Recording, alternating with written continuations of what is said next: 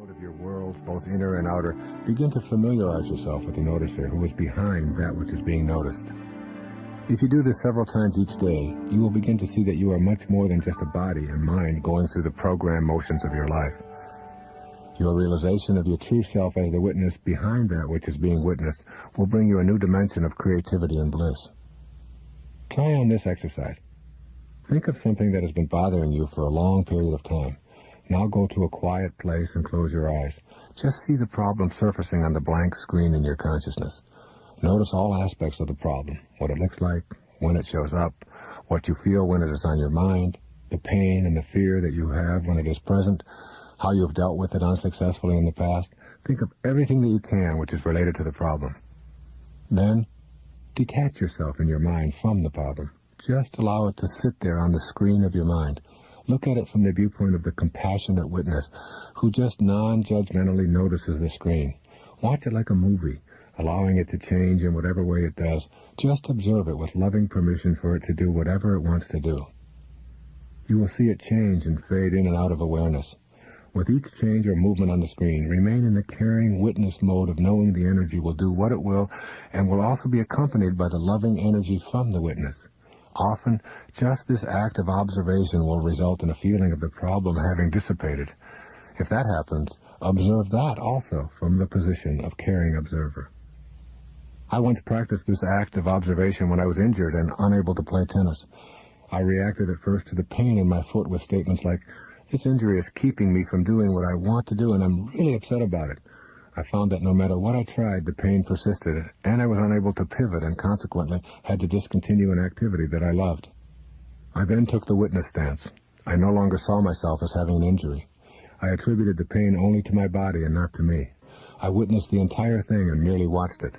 I lovingly witnessed the pain, the way it showed up, my feelings of frustration about it, the color of the swelling, everything. But I refused to think of it as mine. It was only my body's problem. The very same day that I did this, the entire discomfort disappeared. I mean, it was gone from my body. I had put my attention on what was occurring and detached myself from it. And in what seemed like a few hours, I no longer had the pain and I was playing tennis as if I had never experienced any injury at all. In order to know the benefit of witnessing, you will have to banish the doubt about this as something that will work for you. Remember, you have been conditioned to believe that your body is the essence of your humanity.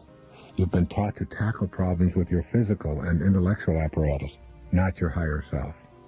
Practice new self-talk sentences to replace your old identification with your physical body.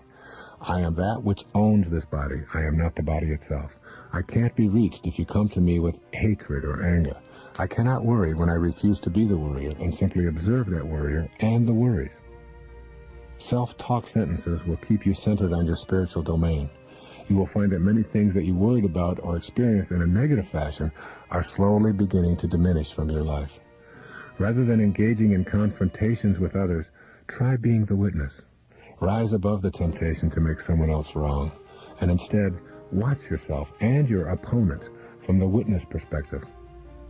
In a quiet place, practice observing your thoughts for 30 minutes. Just sit your mind down and watch as thoughts come and go. While you're doing this, keep reminding yourself that those thoughts are not you. Give recapitulation a try. You can sit down and begin to recapitulate your life from today backwards right up to your birth, if you decide this is useful. This process involves imagining the people and the events that have been part of your life, including family and people you've worked with, lovers, close friends, schoolmates, neighbors, and anyone else. You begin by moving your head from left to right very slowly as you bring the people and the surroundings into your consciousness. As you move your head back and forth very slowly, you begin sweeping the energy back into you that you lost in those encounters. You are recalling the energy that you dissipated. Some people have spent as long as 2 years in this recapitulation process.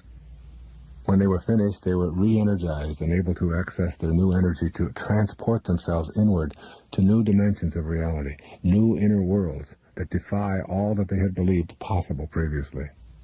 The practice of recapitulation is recapturing energy.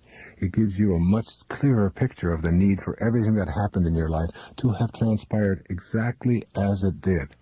Recapitulation shatters the belief that energy once spent is lost. You can access both your body and your energy body and know new worlds of perception. Recapitulation is the entryway to those worlds. These ideas of recapturing energy, sweeping away useless energy, and exchanging energy between people may seem absurd to you.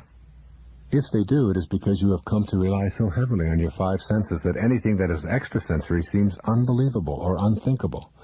Everything in the universe is energy. You cannot move without influencing energy. You are a storehouse of energy, and you always have been.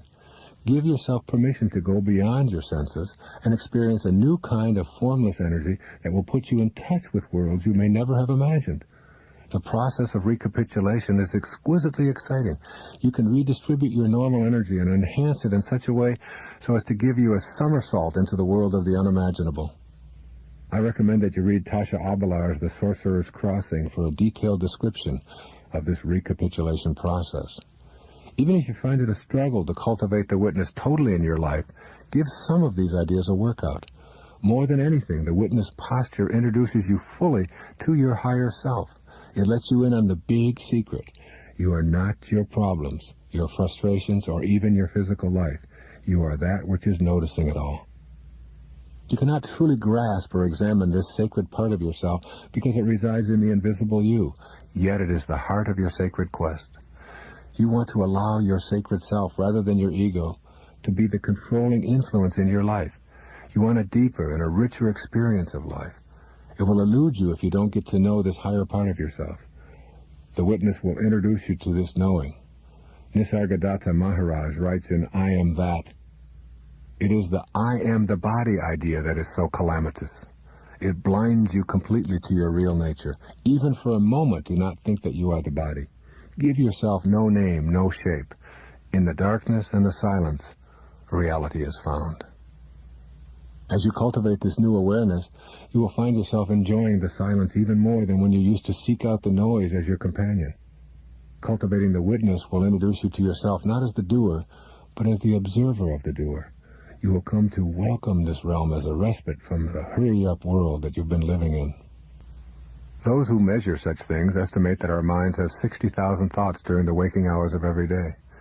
The problem with this is, today we will have essentially the same 60,000 thoughts that we had yesterday and the day before that. Our inner worlds are a frenetic beehive of activity with the same thoughts endlessly repeating themselves. This inner frenzy I call the inner dialogue. It is an omnipresent buzz in the form of silent thoughts. Most of this inner dialogue is a personal inventory of beliefs we've been trained to accept by others. Those thoughts include all of your beliefs about everything you can possibly imagine. You may remember what I said earlier about beliefs. I explained that they are laced with doubt because you've got them from others. Therefore, your inner dialogue is a perpetual experience of reinforcing doubt. Doubt about yourself, your ability to create miracles, your ability to manifest divine relationships, to heal yourself, to materialize prosperity, and finally doubt about your ability to know the bliss of inner peace. This, then, is the third key to higher awareness. I call it shutting down the inner dialogue. Learning to be quiet. Learning to experience the bliss of silence. The way to get to this place of inner peace and consequently to experience higher awareness is to shut down the internal frenzy. The Chinese sage Seng Chan Tsen gave us the following piece of wisdom. Stop talking, stop thinking, and there is nothing you will not understand. Return to the root and you will find meaning. Look inward, and in a flash you will conquer the apparent and the void. He is counseling us to simply stop talking and stop thinking.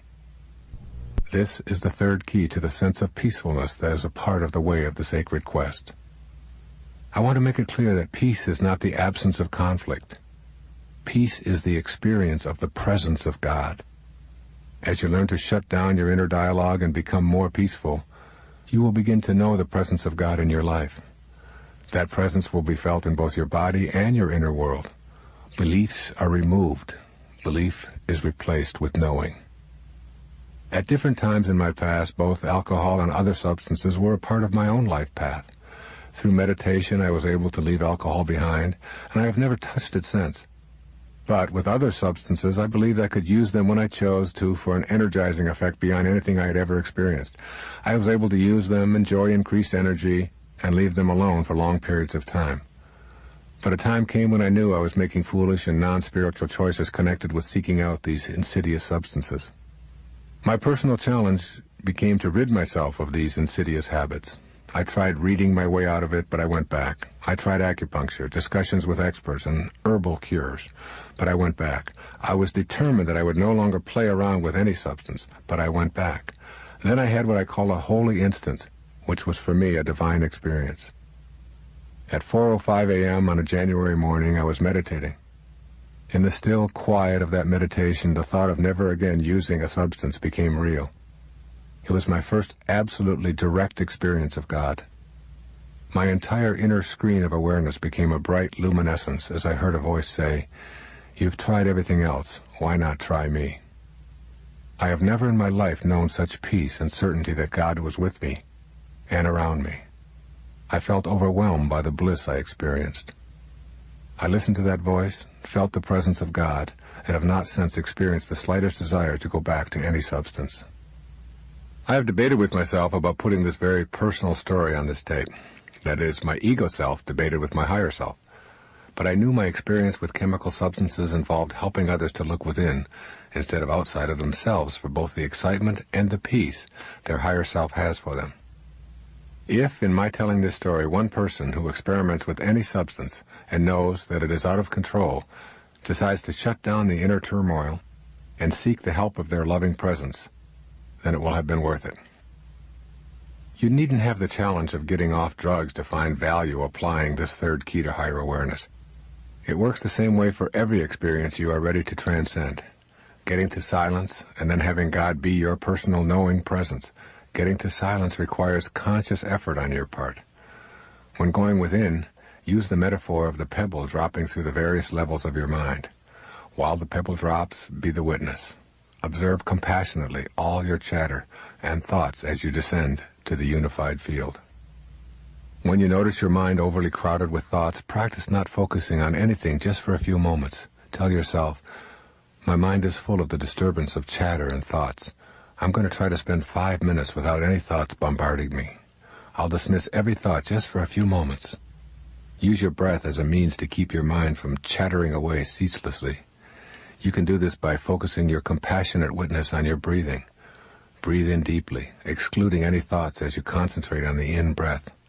Then exhale slowly and fully with the same concentration. When thoughts appear, as they will, know that they are signaling you to return to mindfulness of your breathing in and out. Your heartbeat can also be used as a focal point for the witness. Return to the steady, rhythmic beat of your heart when you notice thoughts intruding. When you find your thoughts just below the surface in the analyzing level, think of a rose. As you replace the analyzing with the beauty of a rose, you might want to recall this verse by the poet Rabindranath Tagore. Do not carry a rose to our beloved, because in it is already embodied a message which, unlike our language of words, cannot be analyzed. That is, remember that the habit of analyzing or picking things apart in a judging fashion keeps you from knowing the truth that is at the center of your being. The rose needs no analyzing, as the poet reminds us. It simply is. The same is true of you.